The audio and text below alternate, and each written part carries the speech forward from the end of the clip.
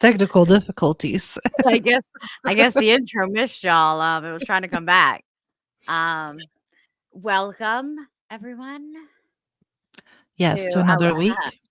our this is episode 3, guys. We're doing it. Episode 3. Thank you so much for being here. We appreciate you. This is Ainoa. This is Amanda. Don't forget to like and subscribe to all of our platforms. You can find it on any of our pages, how to like and subscribe to all of them. So, also, I just want to say, guys, tonight's story is is a big deal only because we see a lot of this and it's not really addressed all the time. Tonight we're going to be talking about battered spouse syndrome, the Jema Donahue story. I'm not sure how many of you know about Jema Donahue, but before we get into that, I want to explain a little bit that for me, this story is really, really important.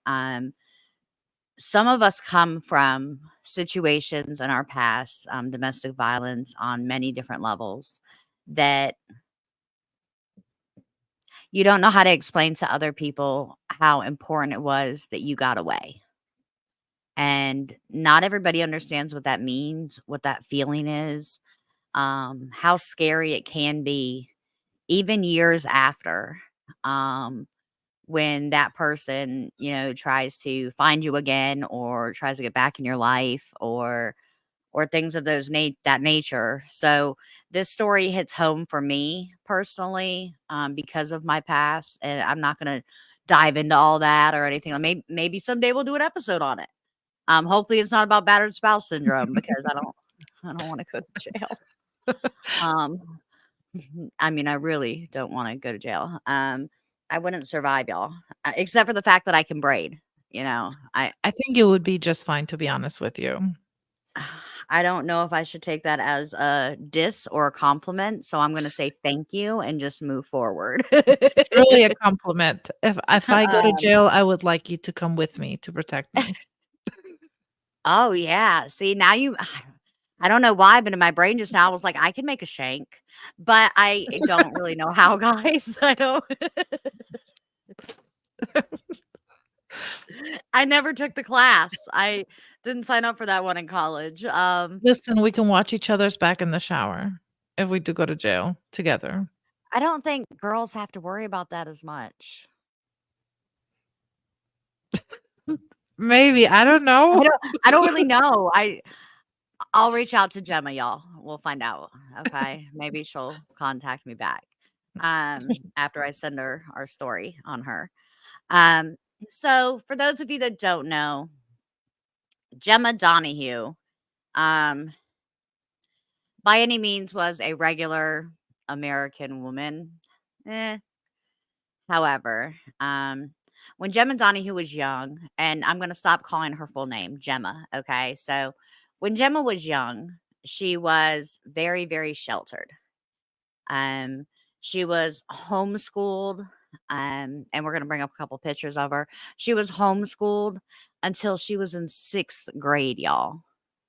So think about your formative years and your social skills and learning how to, talk to other people, get along with other people, things like that. She missed all of those formative years of development because she was homeschooled.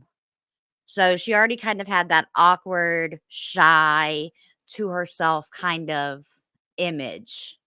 Okay. And then when Gemma was 13, only 13, she was SA'd by a man in his 20s. So part of her beginning stages of being a teenager, she had already been SA'd and had to deal with what happened there. Also, when that happened to her, um, she was really scared and she didn't want to talk about it. She didn't want to deal with it. And her mom made her report it. And I'm not speaking ill of her mom. At the end of the day, there is a lot of issues and complications there when it comes to the relationship with her and her mother. But on most accords, y'all, my opinion of her mom is that she's a ride or die because we'll get there. We'll get there, but her mom is a She ride or is. die. She Uh, truly is. and so when that all happened, when she was essayed, the person that did it to her he was convicted, but he was also only sentenced to 120 days. Yeah, and So, at first the police didn't actually want to, you know, charge him with anything because yeah, they were kind yeah, of brushing it off like, "Oh, they were, and this then the mom girl." ran her over, right? Right. Ran him over, sorry. Yeah, no, and that's one of the crazy things about this is, you know, as you're gonna hear throughout this story, her mom does come off as very Protective. overbearing. Yeah. Okay, so we don't both kind of have different opinions of it. She says protective, I say overbearing, but I will say, like, I don't know. I mean, I have a mom like Gemma, so I know my mom has my back 190. I was gonna make up a weird number. I'm sorry, y'all. 100%. I'm just gonna leave it 100. I was gonna say 192%. So specific. Very specific. Point 0.7, 192.7%, guys. Um, my mom's gonna yell at me later if she watches this and say, "Well, why could I have a 200?" So anyways. So you know, after this happens, Gemma, the whole town, of course, knows that she was essayed because this man gets 120 days. Gemma returns to school and she was bullied like crazy. And I know a lot of us, especially as females in our teenage years, go through this where you're called all these names because people have found out that you may have been sexually active and things like that. So it was really Slut hard on her. shaming, right? Slut shaming, so because that Yeah. was very yeah, back then. Did you go through that? Me, I was a little angel. Well, I'm not sure. Nobody no. Listen, I went through that before I even lost my virginity. Oh, really? Yeah, No, yeah. I was actually I was quite slut shamed bad too, and I would just be like, "I don't even know what that means." no, I mean, I wasn't a little angel, but I was, very sheltered, and I stayed to myself a lot, so nobody really like, I flew under the radar. Nobody really you know what I mean? See, I couldn't fly under the radar because I was like one of those fighter kids. Like everybody in the school knew me because I was like beating up their boyfriends. Mhm. Not me, So I was a total introvert, like, if no, I don't wanna talk to you. I just wanna be here and go back home and watch Pokemon. I liked Pokemon too. I actually have a Pikachu behind me. Um, but okay, so yeah, she was slut shamed bad, and then to top it off, at 16, Gemma got pregnant. So like she got pregnant with her son when she was 16, and then she didn't have her daughter till 3 years later. So we'll get there. Um, so at 16, she had her son. And then Gemma went off to college because although she did have her son, she wanted to still better her life and make a good life for her and her children, and at the Yeah, time it was just her child. So all she could think is she didn't want her son to think that he wasn't capable of doing these things. So she went ahead and went to college. While she was in college, um, someone had reached out to her, and I don't remember exactly, and maybe you do, I know of, but I don't remember exactly who was that reached out to her, but someone she knew reached out to her, a mutual friend, and said, "Hey, I know this guy named Javon. He's being released from prison. He needs an address to use as his home plan in order for him to be released." mhm. And so Gemma was like, "Okay, cool. He can use my address." So when Javon got out, he came to her house because, hey, this nice, beautiful girl is letting me use her address. So let me go see what the life like this is about. So he shows up there, and of course, slowly a relationship forms.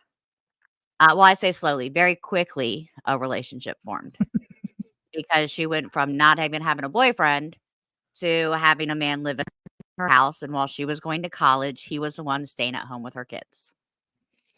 Yeah, I mean, as a single mom, that had to be some comfort though, that she Yeah. had somebody staying home with the kids.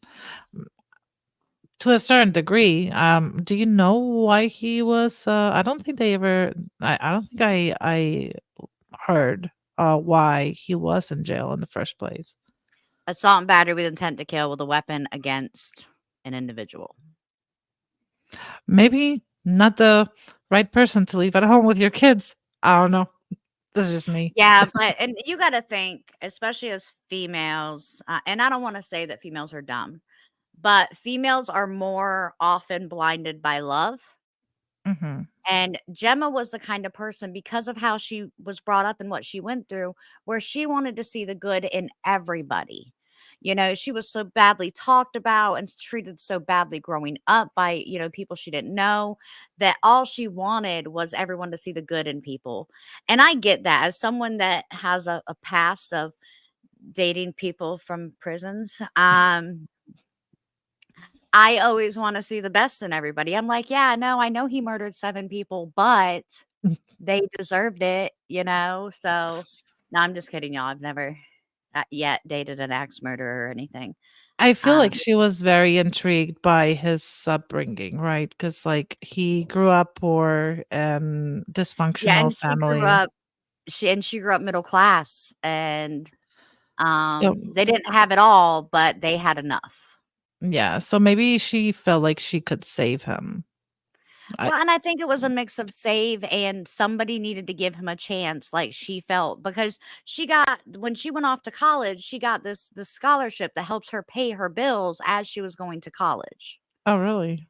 Yeah, so I looked a little bit into that, and that's why she had chose this college, because she wouldn't have to work full time, go to school full time, and still try to take care of her kids.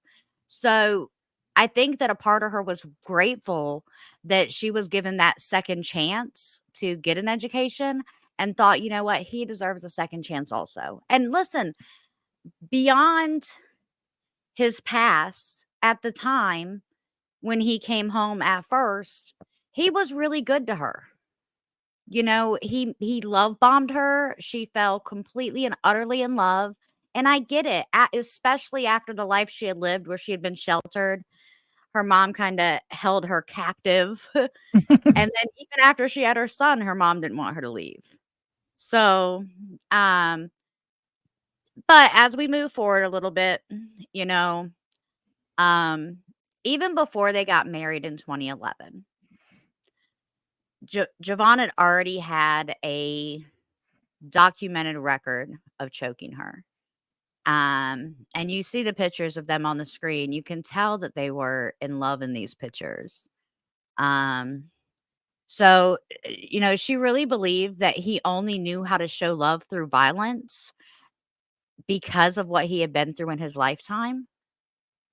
So she would allow some of these things to try to happen. Um, she had tried leaving multiple times, and every time she would leave, he would either convince her to come back or he would forcefully make her come back.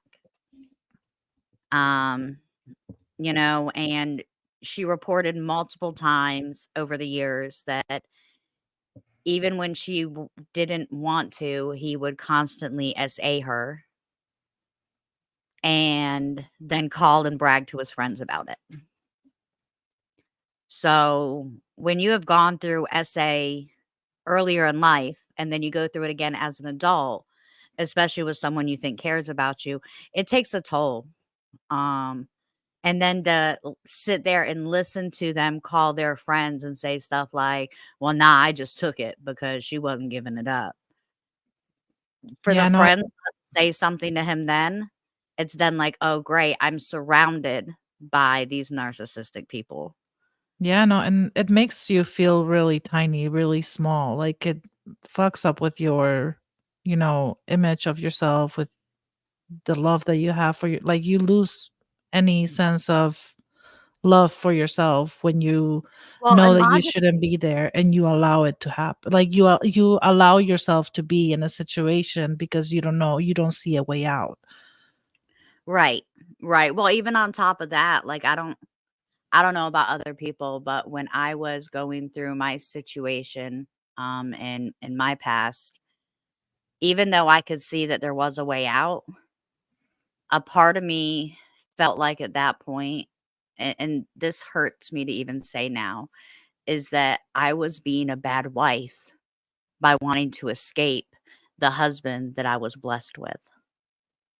And I felt ungrateful, and I felt like, if I do this, if I walk away, God's only gonna bless me with one. Um, and so I felt like, I kinda needed to suck it up and deal with it because clearly God wouldn't have put me in that situation if he didn't want me to be there. Yeah. And I'm so glad that I wisened up and got away before I was on this podcast as a guest instead of a host. Um, but y'all, if I ever show up as a guest, you're gonna know why. 'Cause you're gonna hear my story. So, um, anyways, 2017 rolls around, y'all. Um, so at this point, we're pretty far in. They have been married at this point for 6 years. Um, Gemma decided that she needed to get away. She could no longer take it. So she filed a restraining order. And as you can see on the screen, there are multiple things that had happened. He like right here on the screen now it says that she was slammed into a refrigerator. Um, and these things were happening to Gemma on an almost daily basis at this point, and she was afraid for her and her children's lives.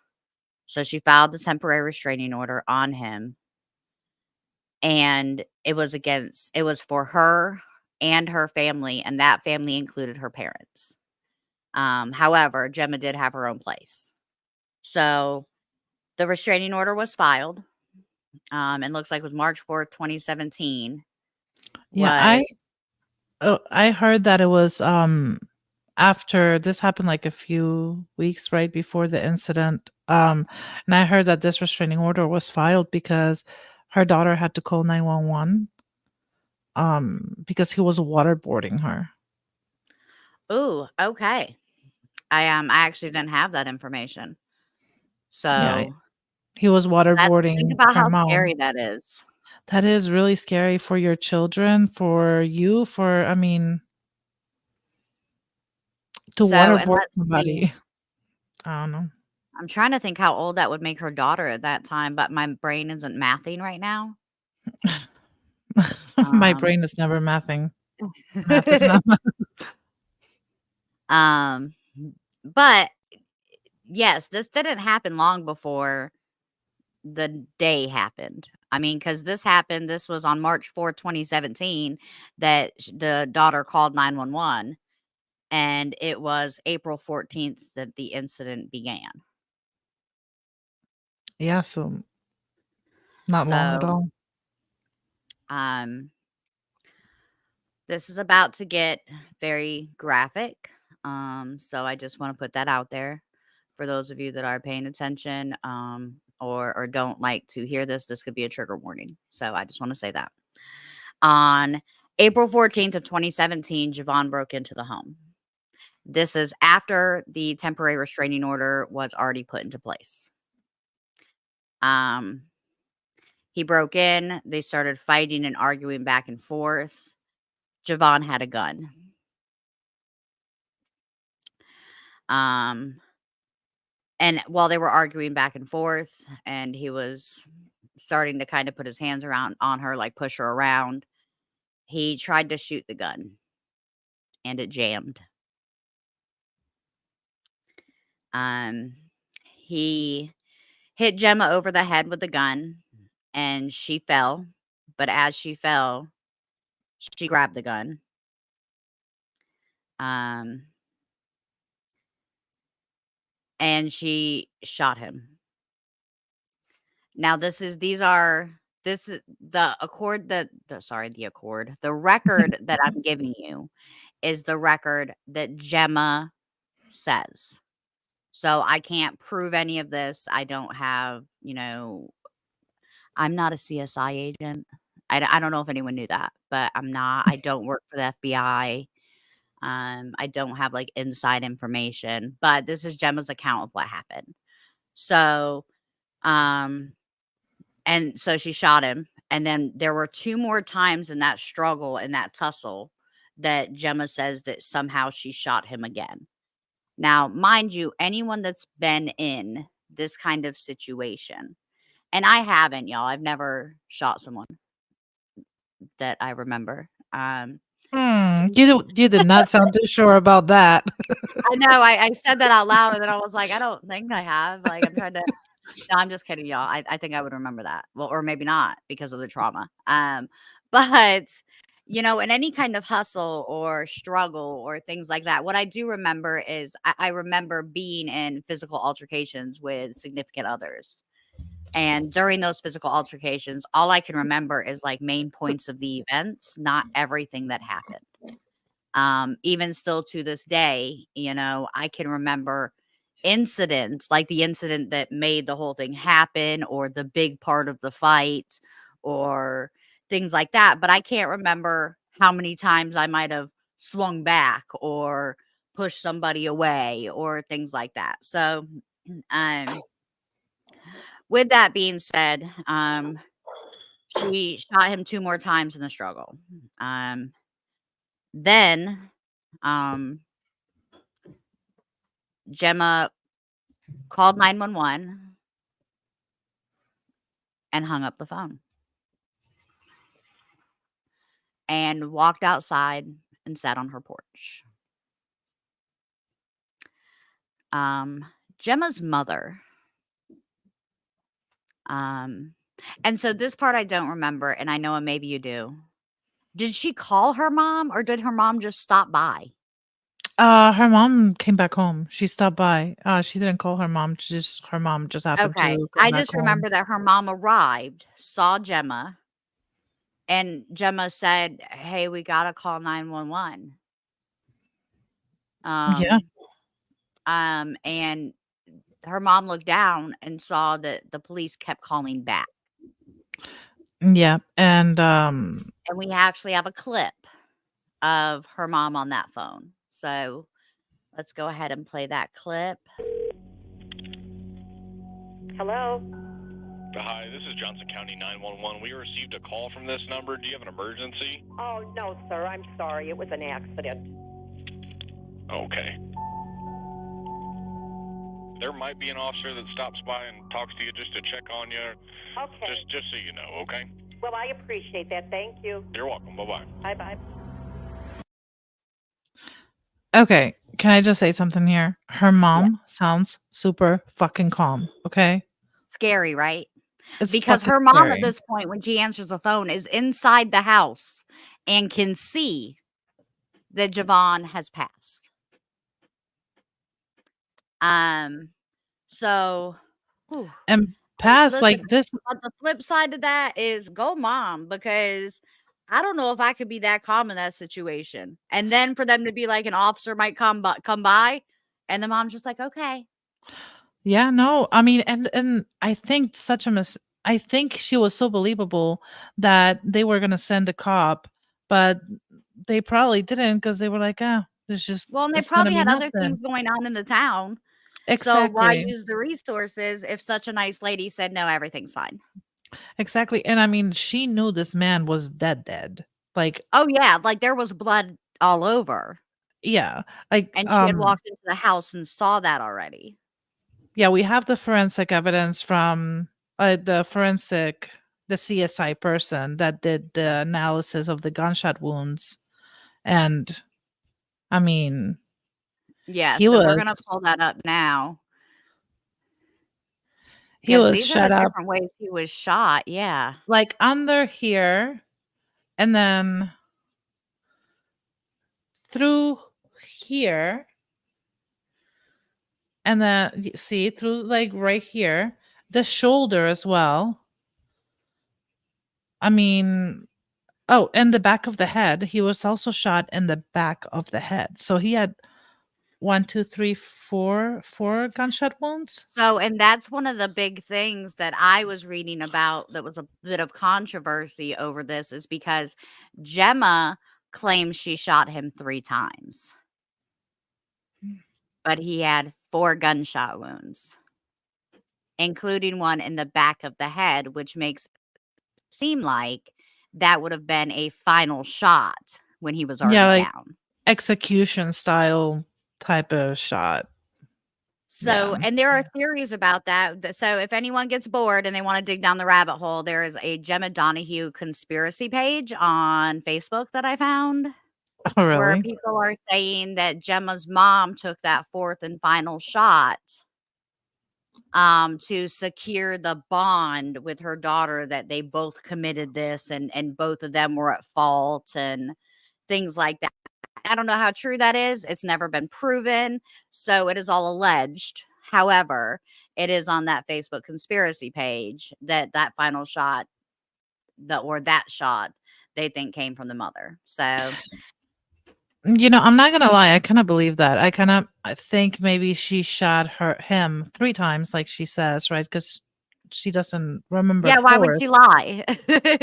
She's already And busted. So and I think when the mom came in to finish him off, shot him one more time in the back of the head because maybe he was still breathing. Like, you can get shot in the mandible. You can even get shot down here, and if it doesn't enter the brain, you can, in a certain spot, like, if it gets stuck somewhere, the bullet, that is, I mean, you can still technically live. Um, how do so you know that? What kind of research do you do? Do you do? I plead the fifth. Can we just move on? Yes, thank Yeah, you. sorry. Okay. So, again, at this point, Gemma is sitting outside, completely Mhm. crushed. And that's just my opinion. I don't really know that. For all I know, Gemma could be a horrible person. But how I portray the situation, only because I feel like I've been in a similar, not a I've killed someone situation, but in a similar relationship background. She just killed the man that she loved for the last 10 years. Yep.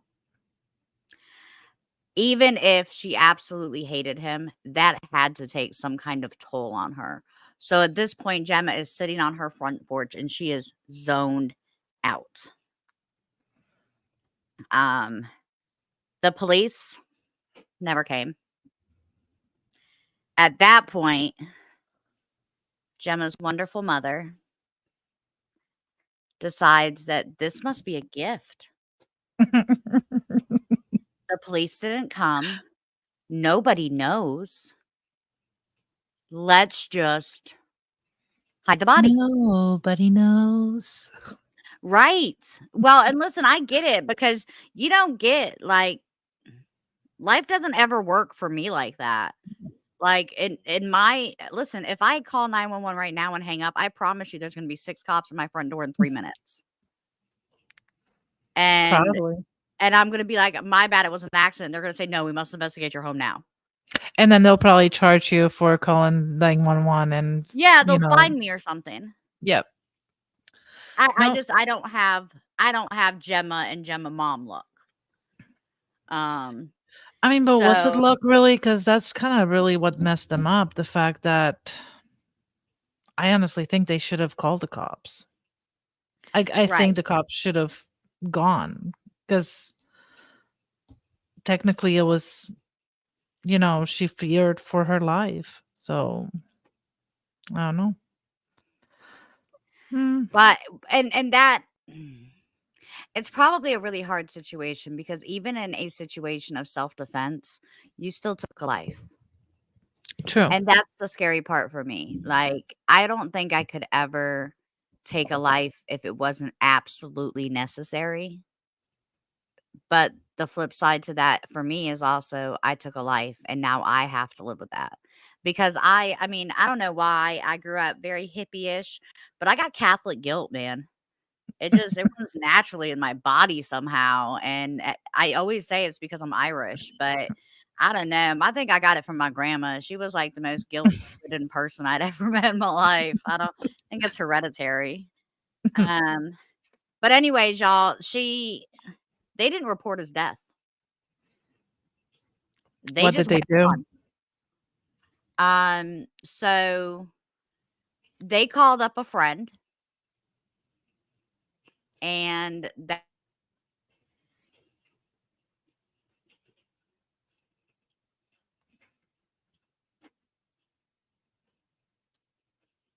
I think Amanda froze, guys.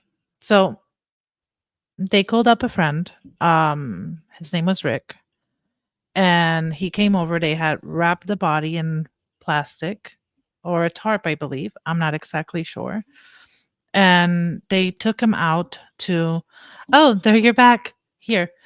So just so you know, I don't know what just happened with our StreamYard, but we were both talking through that. So in the follow-up recording, y'all are both gonna hear us talking. Because we were both just trying to make sure the story was still going. She thought that my camera stopped. I thought that hers stopped. But that is just something to do with our podcast server, and we will get with them tomorrow regarding that. But so I don't know how far I know it just got in the story. But what I was saying is, finally 6 days later, an anonymous tip came in. Okay. I said that their friend Rick came in and that the body was in a tarp. So Rick didn't actually see the body. The body was just wrapped up in a tarp or a blanket or whatever. Came in to get his body and take him to the farm, which is I guess the trap house back there. Right. Well, yeah, and that's what the anonymous caller told police is, "Hey, Javon's dead and he's buried on the farm." Yeah. So I know that we have some pictures about where he was buried. So Yes, we'll show those. This is the farm. Um, well, and what's weird to me is do you have any speculation on who the anonymous caller is? no, but it had to be somebody that was cool with I think it was Gemma. you think it was Gemma? As much as I hate to say it, I think that Gemma felt guilty for everything that happened and thought that maybe if she reported it that she would feel some kind of closure for what she had done. I mean, it's possible. Because Yeah. I don't feel like Gemma was as cold-hearted as her mother was. How many holes did they have to dig? Because this is this is if you're watching us and not listening to us, this is the aerial view of the farm before they Mhm. went into the farm, and there's various diggings here. Listen, maybe I'm lazy, but if I'm gonna bury a body, I'm only digging one fucking hole. I am not Right. digging multiples. Maybe there were multiple bodies there. Maybe the farm No. is where you take bodies to get rid of them. Anybody have the address of the farm? I'm just kidding, y'all. I'm just kidding. Mm. Um, You're sounding a little suspicious. Suspicious? Suspicious, that's not even a word. I think you're just supposed to say sus. Oh, whatever. Suspicious. There you go. Continue. Um, Never mind so me. I don't say sus anymore. Now I just say, "Hey, you're acting real P. Diddy." So Like pedof okay, never well, mind. he's suspicious. So, anyways, so there an airplane went over the farm just like she showed us, and there were like a lot of fresh dug holes. So when they got to the farm, they asked Rick, "Where is this kid buried?" And he talked. I mean, because he only kind of knew what was going on, but he also knew he wasn't part of the murder. And from what I understand, because he cooperated the way that he did, he was not charged. Which I Okay. kind of disagree with, but um, I and I don't don't. care who you are. Listen, you not fixing to roll up to my yard with something the size of a body in a tarp and drop it in a hole, and Imma just sit there and be like, "What was that?" And you're gonna be like, "Oh, I'm burying a coffee table." Like, come on, man. I'm saying that I don't think he was being a good Samaritan. Why should he go to jail? He didn't do anything but help him out. And the thing is, you have to understand, like Rick, he knew about the domestic violence that Gemma had gone through. Yeah. So in his eyes, he's like, well, he fucked around and found out. I mean, I don't know, but I don't think he should have gone to jail. So I'm happy that he didn't. If he didn't, Well, I and don't know. don't we have a clip of Rick when he was talking? Oh, yes, we do. Let me go ahead and play that Uh, for you guys. Weekend on Friday, I got a phone call. It was his wife and Jema, and I was under the understanding that I had to go help remove her husband from the house. Yep. Well, she said that he was roughing her up, and she thought he was going to kill her. She said that he was dead. To the president. That was her mom. So right there, you can hear that, Gemma is the one that called Rick, Okay. and that he did know about the assault and battery and that she defended herself. But he also states that Gemma's mom is the one that drove the truck. So Yep. I'm telling you, man, her mom's a ride or die, but not, I don't know if it's a good way or bad way, I do know that when all of this started to unfold, and Gemma was arrested, her mom immediately was like, "Hey, I'm the one that hid the body. I buried the body." She Yeah. immediately wanted to take responsibility for her part of it. She actually wanted to take responsibility and begged Gemma to that she would take responsibility for the death Mhm. because she wanted to protect her daughter just as a mother does, Yeah. And I think it's because she carried a lot of guilt from when Gemma was young, right? I mean, Right. Gemma asked her, "Don't say anything about the assault that she received when she was 13 by a 20-year-old." And her mom didn't listen to her, which caused her to have so many issues in school with bullying and stuff like that, and it ruined their relationship. So I feel like Gemma's mom had a lot of guilt and she wanted to make up for it, if you will, if you will, like Yeah, help and her that's daughter out. the biggest thing that I wish people would just reach out to mothers after they have a teenage daughter or about the time they have a teenage daughter and say, "Listen, you did your best. You've tried your hardest. They're going to be who they're going to be regardless." Because Mhm. mothers harbor so much guilt for things they could never change. Yep. I know my mom harbored immense guilt for the things that she had no control over that happened to me as a kid. And there was no way for her to fix it, to change it. She could have done nothing different. It was meant to happen to me for whatever reason, and my mom could have done nothing about that. But I know that she harbored so much guilt for it. And it made me feel horrible to see her go through that, especially now as an adult. And I don't have children. So I can't speak on that intense, gratifying love and that toxic relationship that people have with children in general. My close friends, they have kids and we talk about those things. And especially, my friends that they have teenagers and stuff like that. So I get calls all the time that they're just like, they're just so ungrateful and da da da da. And I'm like, they're kids, man. Like, I don't have kids, so no, I don't have to deal with the emotional turmoil that those things put you through. They're not things, they are things. They're disgusting. Um, One of the funniest things from being a mom and having a teenager is that you get to see how stupid your lies when you were a teenager sound.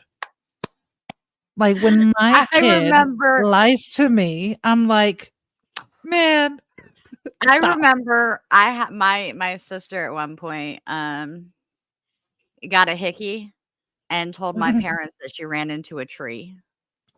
And I don't No, she didn't.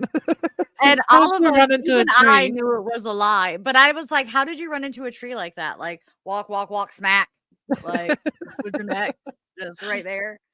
Um, so it was absolutely hilarious, but I used to do like, I would sneak out, and my mom would be like, "Well, what'd you go do?" And I'm like, "I just snuck out and walked around the neighborhood." "Really?" Mhm. No, yeah, I realized how stupid I probably sounded to my mom when I was a kid, but yeah, no, parents, we harbor some guilt. My mom does, I do, we all do because we're not perfect and we make mistakes. And her mom the same way. So she tried to make up for the mistake that she made when Gemma was a teenager. But Listen, that's crazy. So I mean, and just so y'all know, like, so as they're investigating this stuff, like they go into Gemma's house, they find that Gemma and her mom cleaned up the best they could. But you can see right here in the picture with the luminol all lit up, how much blood there really just was around the scene. yeah, and this is a Um, lot of bullets. How many bullets? That's I have a question. If so he 3, brought the 6, 9, gun, 12, 15. Yeah, if he brought the gun, then why did she have the bullets? yeah. I don't see, and I go really back and forth about this, guys, because I wanna believe Gemma because I've been there, and you know what? Even if he didn't come after her that day, I can tell you that and I don't I don't wanna say what I was gonna say because it would sound like a confession for something I haven't even done yet, but I can understand because of the situation from my past relationship that the moment should that time ever come, the moment he crosses that threshold into my house, I think I would react because I know what's gonna happen if he walks through that door.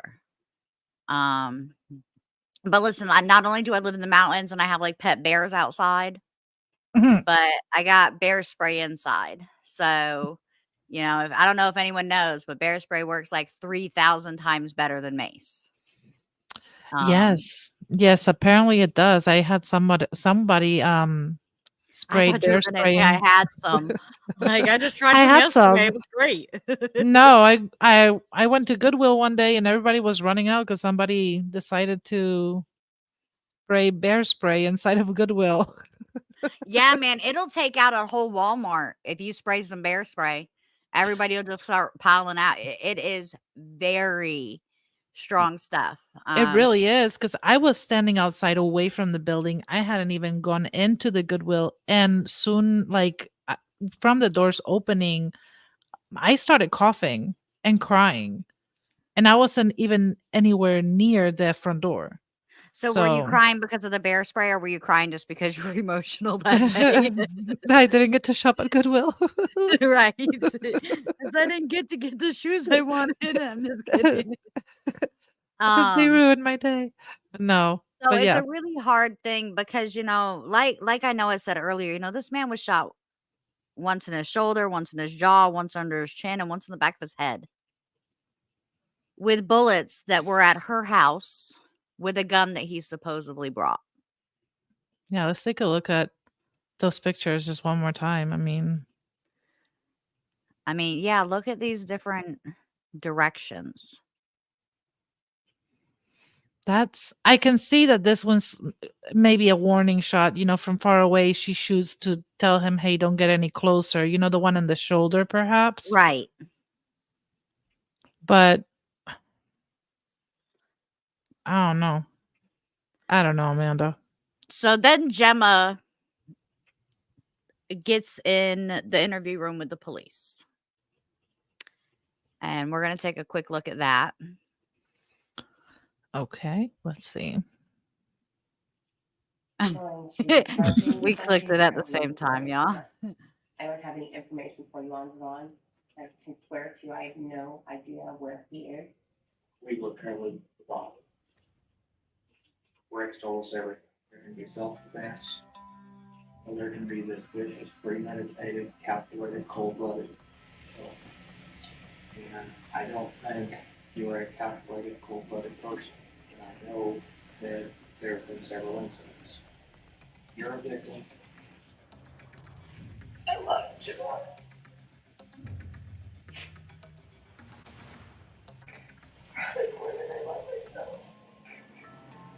How did you get in the house?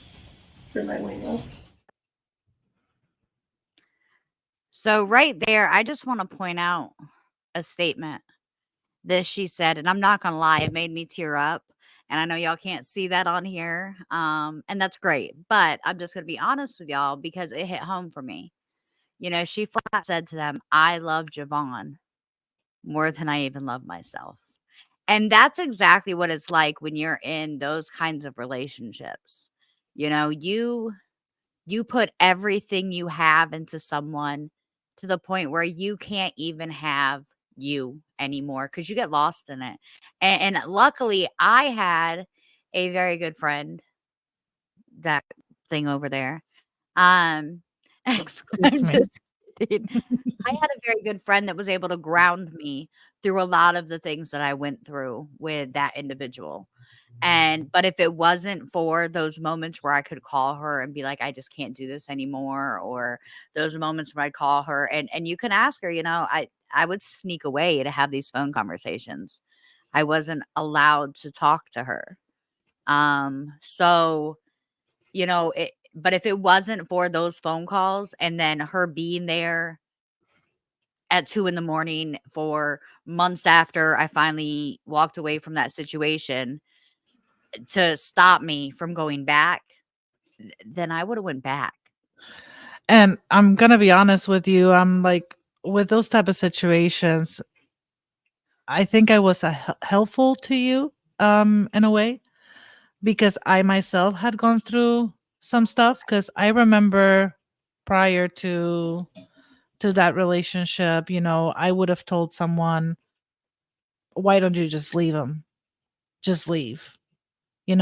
Like, "I can't believe you're not leaving him. Why are you if he's so bad, then why are you staying? You must want to be with him. It must not be that Right, bad."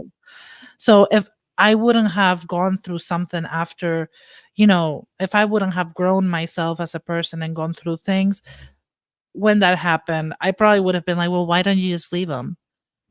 And right, then you would have felt more alone. You know what I mean? And I think that's something that happens to a lot of women. The outside world doesn't understand, why don't you just leave? You know what I right. mean?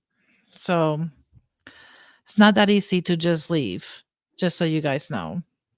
And it's not, and anybody can relate to that. It's not even a domestic violence thing.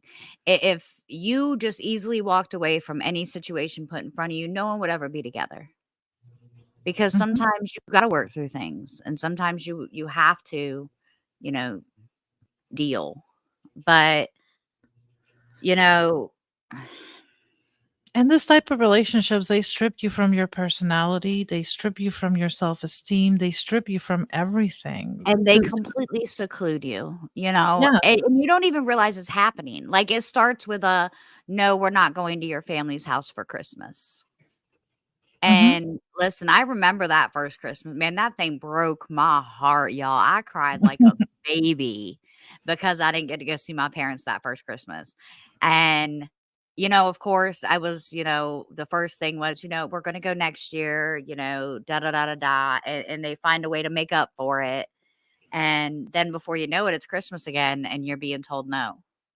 And then it turns into, and it's never like you can't talk to your friends.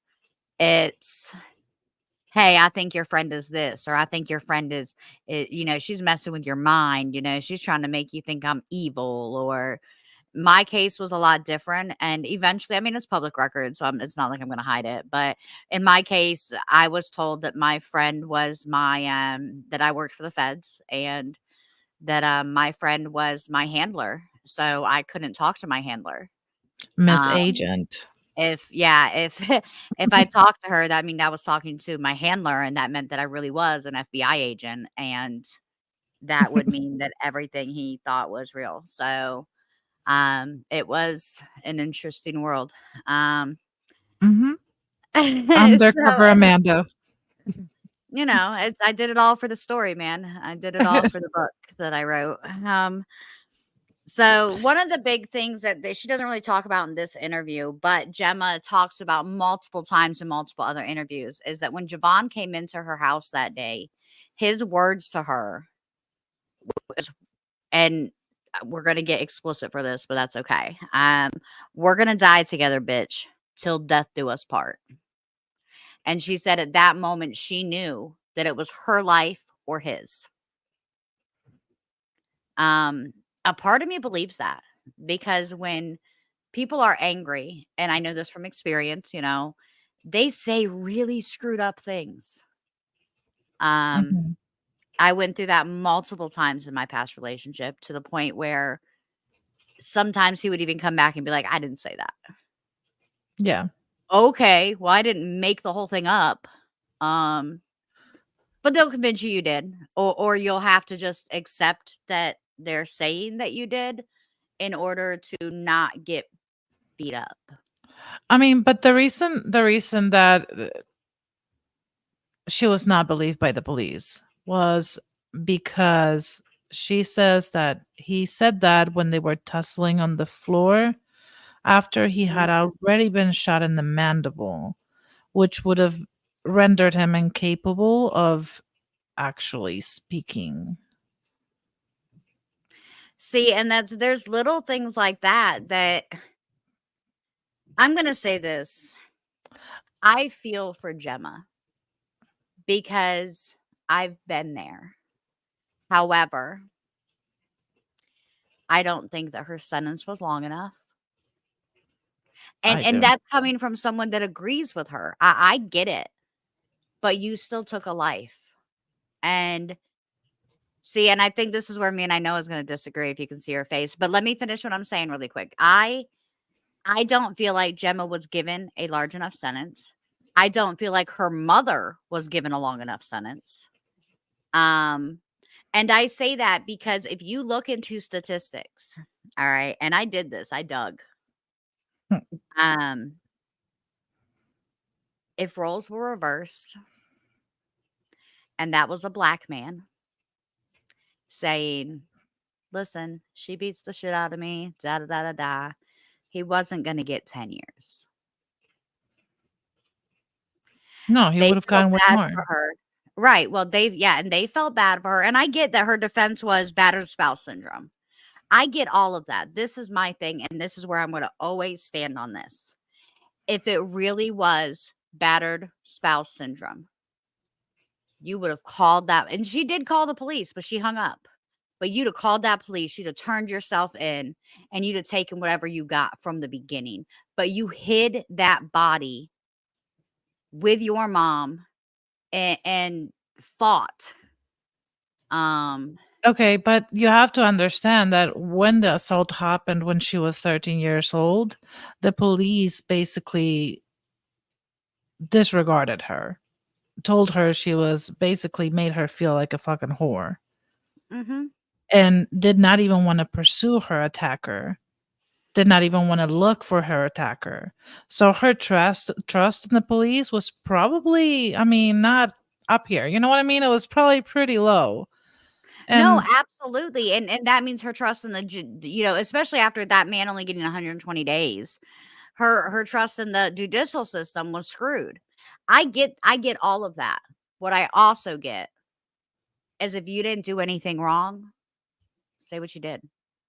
If you were truly defending yourself, say what you, and I completely get where you're coming from, because I feel like it was a justified killing. I feel like the killing part of it was justified. I do.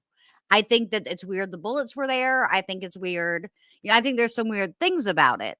However, my personal opinion um is, it wasn't the act of killing him that I don't feel was justified. It was the act of hiding his body that, to me, made the whole situation uncalled for. And we do have a couple of comments coming in through our Facebook. It looks like someone commented, if it was justified, it was justified. And then they also go on to say, I say that isn't a good enough reason to not call the police. Um, and so this is just one person's opinion. I completely understand not calling the police only because I would freak out if I did that. I But think I she would felt also guilty. make that call. I think she felt guilty because in her court, she does say, she gets on the stand, right? And the prosecutor asked her a question about, mentioned this case being her defense being self defense. And her Right. response was, I never said this was self defense. You guys are saying this is self defense. And so the prosecutor asked her, so what is it? And her response was a tragedy. I think Right. she feels guilty. I feel like when she Well, killed them, she said even in her interview, when we watched, remember when me and you watched like I think it was called A Mother's Love? Mhm, She said in that interview that to this day she still loves Javon. yeah. I honestly think it was justified. I think if not him at one point, I feel like she would have been the one 6 feet under, to be honest with you. Um, I agree with that, but I can also tell you if she was the one 6 feet under, he wouldn't have only gotten 10 years. no, but that's because he was the abuser. But I do see where you're coming from. If it was reversed, if this was a black male and a white female, and she was abusing him constantly, and there were police reports, even with all the evidence, so, confirming that he was a victim of domestic violence, he would have gone to jail for like forever because the justice system is not always just. Right. Because it's not right, but the fact that he would have gotten more time when he shouldn't have doesn't mean that she should get more time, you know, when she shouldn't be getting more time. Right. But And anyways, y'all, I just threw this up here because I wanted everyone to meet Gemma's mom. sh- She she looks really nice. Gemma goes on because she doesn't have a relationship with her mother anymore. She goes on to say um this about her mom. She's an evil, wicked woman who is controlling and vengeful. If she has the chance, she will kill me. I'm sure of it. She will bury me like she did my husband. Yeah, this was I feel like she was self-medicating because this is from the restraining order, right? That she got Correct. um right before her trial. Um Yeah, and because and that's also just so you know, at this point before her trial, her mom was still trying to take the blame. yeah, and she cleared out her like pension in order Yep. to pay for her Gemma's bill. But Gemma, she I mean, But understandably, there's a lot of mental health struggle with the Jema Donahue case. there really is. Um, and we got another comment that showed up really quick, and I mean, so I understand where Jessica's asking this at, because she's saying, is she always the victim? But that's what it seems like. But I think that at a young age, she got stuck in that cycle. Mhm. She got stuck in the cycle of I'm always going to be the victim. I just deal with it. Um, because she didn't know how to take control of her life. She didn't she was so sheltered until 6th grade that she thought that she had to just listen to her mom. And as things went on and things kept happening, it I do not completely agree with the sentencing with Gemma Donahue. I don't think I ever will. However, I empathize with her position because I think a lot of people, I don't want to say a lot of people, I think there are multiple people across the US that have been in very similar situations. But I can tell you that I got out without pulling a trigger. Um, Not to say, and this is just the reality of it, not to say the thought had never crossed my mind because it does. And if you're ever in a very abusive situation, whether it be physically, mentally, or emotionally, and you lie and say that the thought never crosses your mind that that's your only way out, then you're lying. Yeah. Um, so, and that's just how I feel about that. I don't feel like I'm the only person that feels that way. I think we actually have one more clip that I want to show you from a detective. Do you know a little bit more about this detective, I know? I think he's the detective that was questioning her. One of the detectives that questioned her in her original interview. Okay. Um, Doubt that there was physical violence toward Jema from Javon, but nobody deserves to die. Javon loved his kids, and he doesn't get to see his kids grow up, and his kids are missing out on their father. It's just sad. it's one of those things that will always make you think twice. This is one of those cases that will always make you feel like, dang, you want to side with Jema because she did have a rough life. But we all had a rough life. And I know personally the things that you have been through, and you haven't pulled a trigger.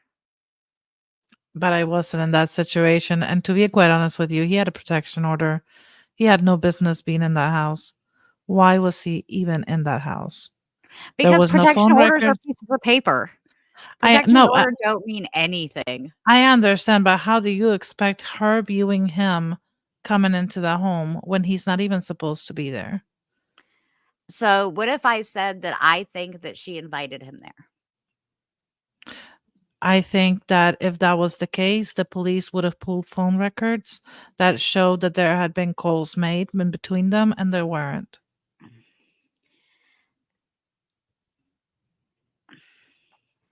There weren't calls made between their two phone numbers. Or text. Right, but there were calls made. And there were, To who? like, numbers. So they don't disclose. They just Mhm. showed the phone numbers and they're, like, blacked out or whatever, but they weren't saved contacts in her phone. So, there's things like that that I look at, and I only say that because I had an order of protection on somebody before that I then lived with again afterwards. You know what I mean? So, sometimes we get order of listen, I've never called them order of protections until this podcast. So, restraining orders. I had a restraining order on somebody before, and that restraining order, um, I then moved back in with that person. So it's really hard because I know that she loved Javon. She still says that to this day. I just don't know the true intentions at the end. And I guess that's the part that bothers me because you can say whatever you want, but why the hell did she have the bullets? So you're telling me Javon showed up with a gun and the bullets? No, weren't they all living in that house? In Prior her to the mom's restraining house, order, yes. prior to the restraining order. It's quite possible that if he lived in that house prior to the restraining order, he That the had bullets were bullets left for his behind. gun. Exactly. I mean, I'm just saying if this was I do DoorDash and stuff, you know that. So I go to a lot of houses and there's this sign outside that says protected by Smith and Wesson, right? This is America after all. Oh, There's I don't know why I thought you were gonna say, "And I see a lot of bullets." Like, what? I see a lot of bullets. No. Where? But what I'm trying to say is if a burglar comes into your home or if somebody that you don't know comes into your house, breaks into your house and you shoot them, that's self-defense, right? I mean, because you're protecting your home. No? Depends on the state, because also if a robber breaks into your house and cuts his leg on your window breaking in, he can sue you. Is that in California? That's probably in California, isn't it? Or Washington. No, that happened in Georgia. Really? In Georgia? Savannah? I think it was Savannah. It was either Savannah or Augusta. Hmm. I don't know. Which Honestly. in Georgia, man, we're all about our guns here. Listen. We like our guns around here, and we don't let nobody take them away. So that's my warning to everyone that I have bear spray I don't know. and I feel gun like she was charged with second-degree murder. The jury, which was mostly male, actually said, "No, this is manslaughter," which only carried like up to 15 years, right? She Mm-hmm. did 10. The judge said 10. So she's actually up for parole this year. She's up for to be released or for parole. Parole, I think it is. Um, but I think if she wouldn't have taken the stand and said, I never said this was self-defense, this was a tragedy, I think she would have gotten off. And I to be quite honest with you, I wouldn't have disagreed with that sentencing either. Well, and I think that statement was from the heart. I do. I think that if nobody else loved, because Javon had a really bad childhood. If nobody else loved Javon, Jema Donahue did. Yep. Till death do us part.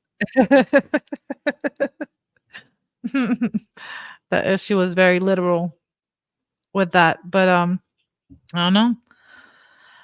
We'll have to see if she gets out this year. I have actually no clue when she's up for parole or if it's already passed. I didn't look that up, to be honest with you. I think it's 2029. I thought it was 2024. I thought I read 2024. Me and reading. Well, she got a 10-year sentence. Oh, well, no, I think that I'm thinking if because her case was in 2019.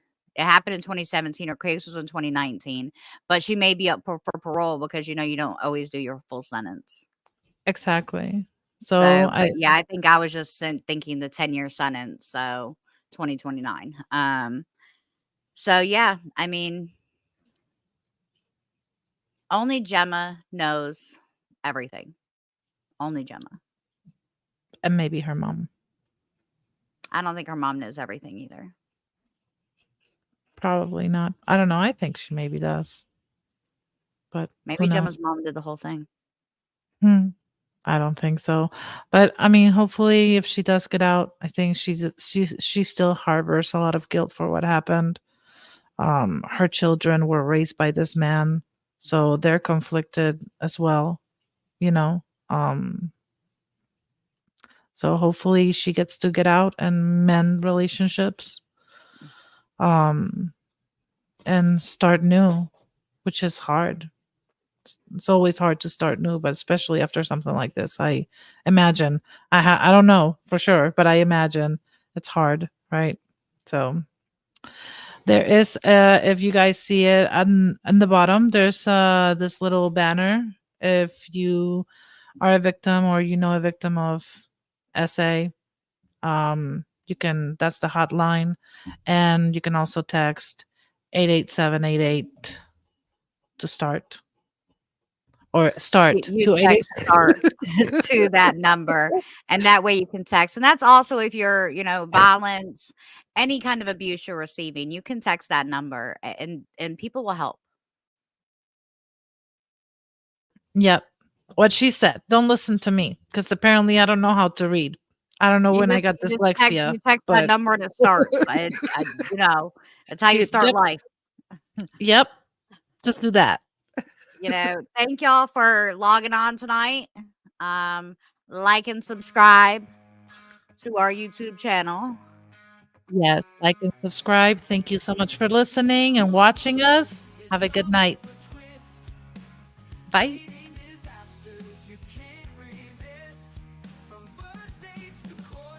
We've got it all. So grab a seat and join the fun. In lieu of murder, we're number one.